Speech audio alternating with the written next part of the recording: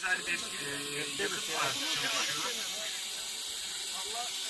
Önceki modellerde hemen hemen çok bir farkları yok.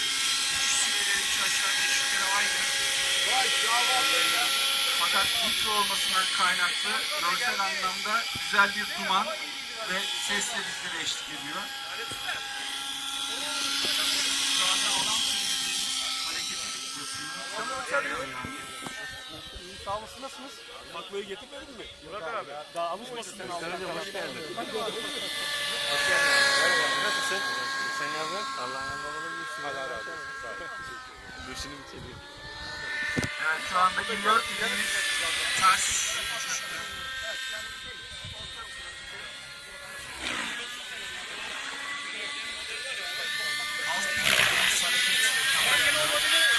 Belki benim beklendiğim yok senin beklendiğin.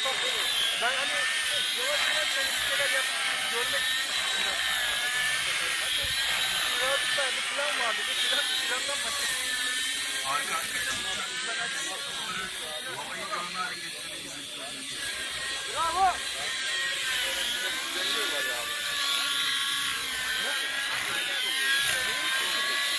Evet, bu görmüş olduğunuz hareketler de tamamen koordinasyon gerektiren hareketler. Şu anda kumandadaki çubukları tamamen kendi parmaklarıyla özdeşleştirmiş durumda, düşünmeden hareketleri gerçekleştiriyor. Bunun için de epey bir süre simülatörle gerçek uçuş yapmış olması lazım.